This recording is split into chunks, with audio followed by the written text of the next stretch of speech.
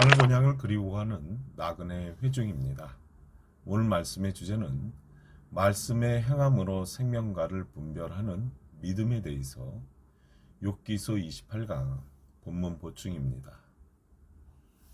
본문 말씀은 욥기서 39장 26절에서 27절입니다.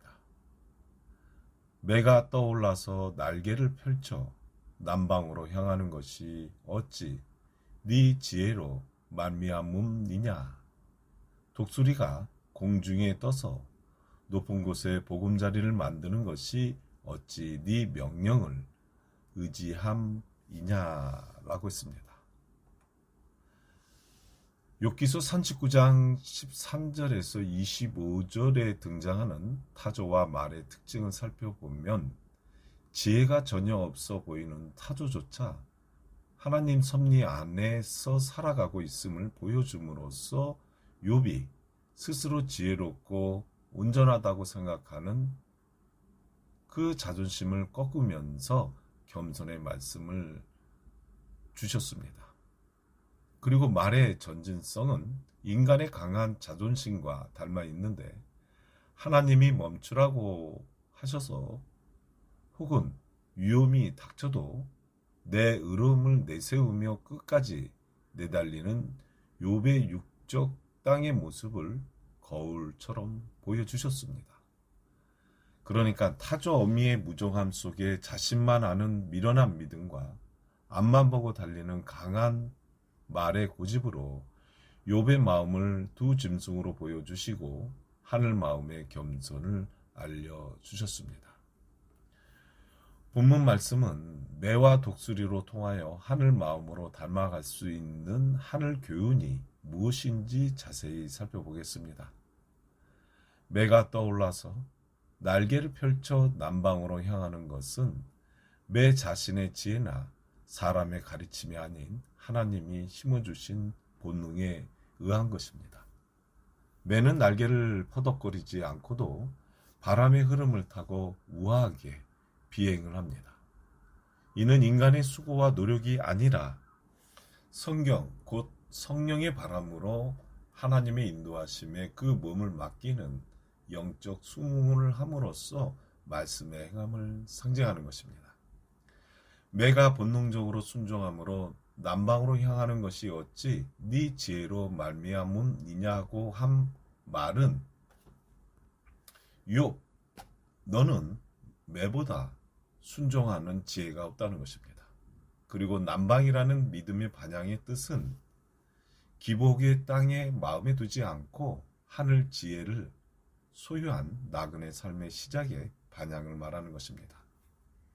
여기 나그네 삶이라는 것은 예수께서 사형대에 돌아가심으로 자신의 12 제자 심령 안에 보혜사와 함께 그리스도의 교훈으로 후손들에게 자신의 생애로 예수님의 삶을 재현하는 것이 나그네 생애입니다.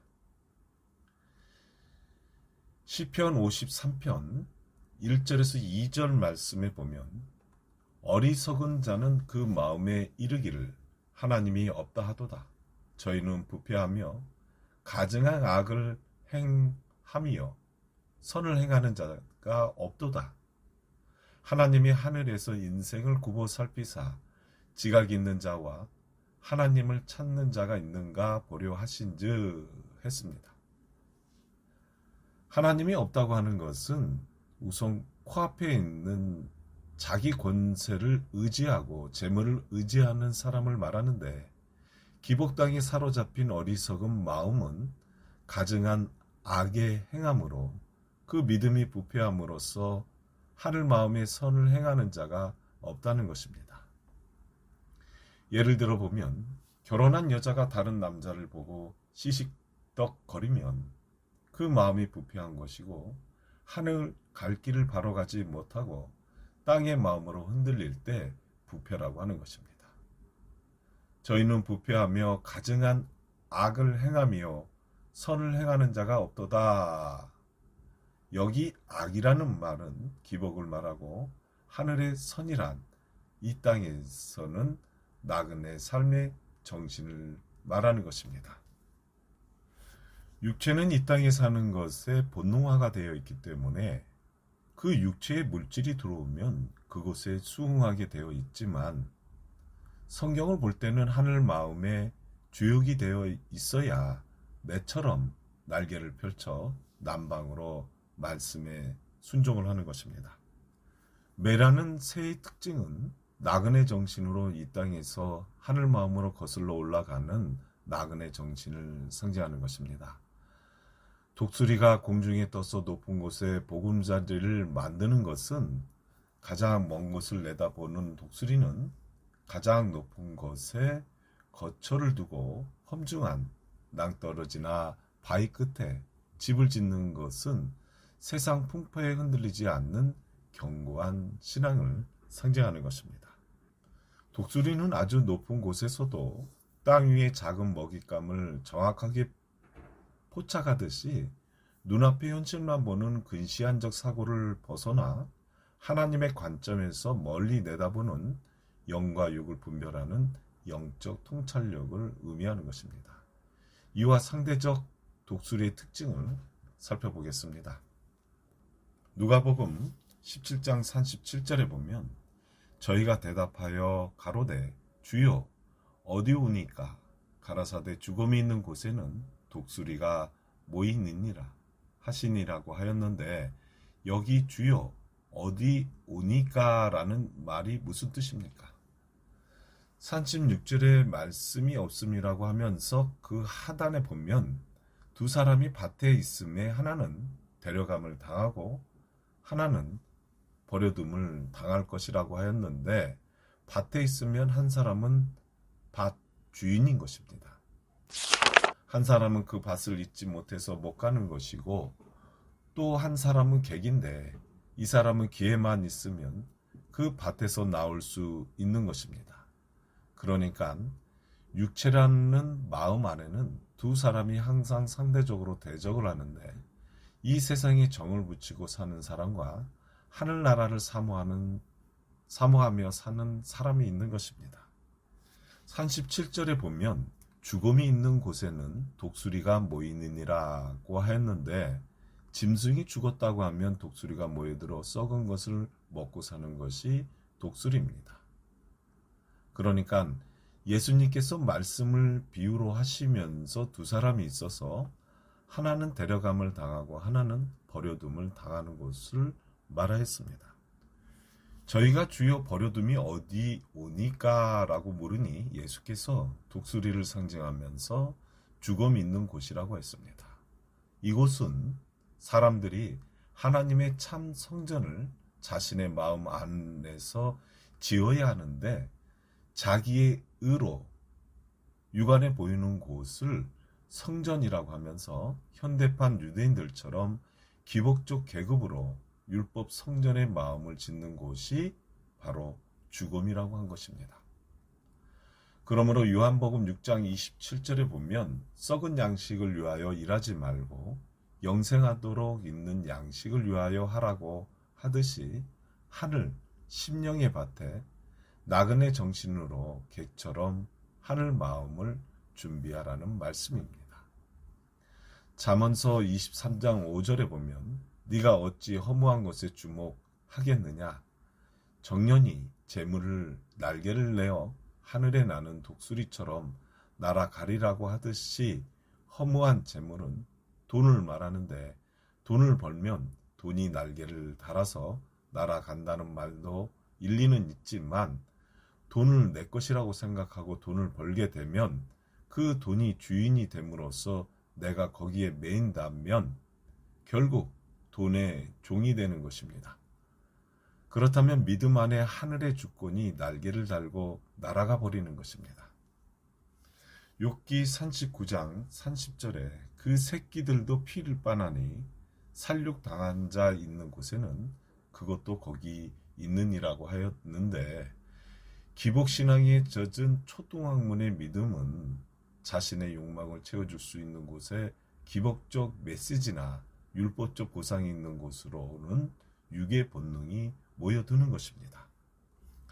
독수리가 죽음을 먹어 치우는 총서부 역할을 하듯, 기복신앙은 겉으로 화려해 보일지 모르지만 결국 기복 삶의 상태를 먹고 사는 안타까운 모습입니다.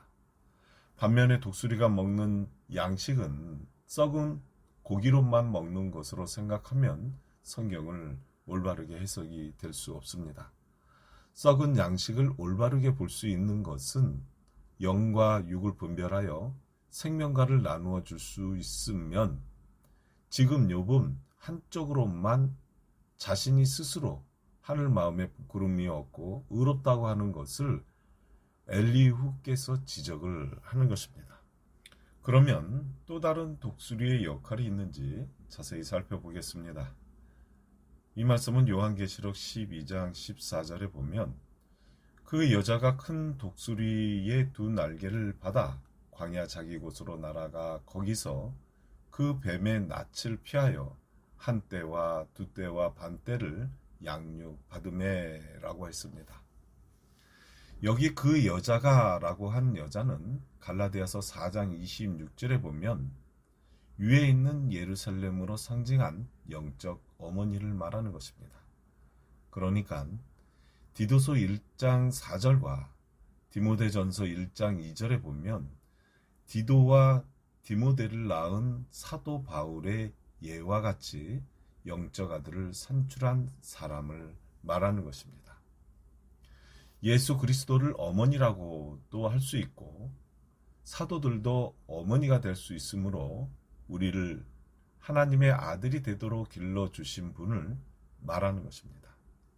그 여자가 큰 독수리의 두 날개를 받아 광야 자기 곳으로 날아갔다고 하였는데 큰 독수리의 두 날개는 은혜와 진리를 상징함으로써 나그네의 삶의 정신을 소유하고자 하는 사람들, 즉 하늘 마음으로 뱀의 낯을 피하여 육적 기복교리 또는 사람이 만든 육적 교권에 속하지 않고 나그네의 삶으로 한 때와 두 때와 반 때로 영적 양육을 받은 것을 말하는 것입니다.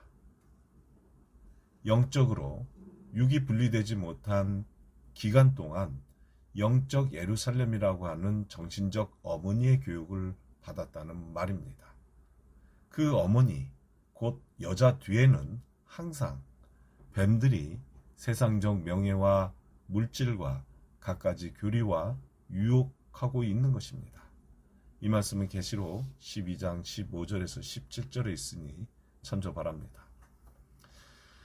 그러므로 독수리를 상징하는 용어와 마찬가지로 성경 모든 단어의 사건은 상대적 원리로 이루어져 있는데 욥처럼 한쪽으로만 자기가 의롭다는 것을 주장함은 새 친구의 하늘 마음을 부정할 수밖에 없을 때 죽음에 서 있는 믿음이 되는 것이고 영과 육, 곧 선악을 분별할 때 하늘 생명과에 서 있는 믿음이 되는 것입니다.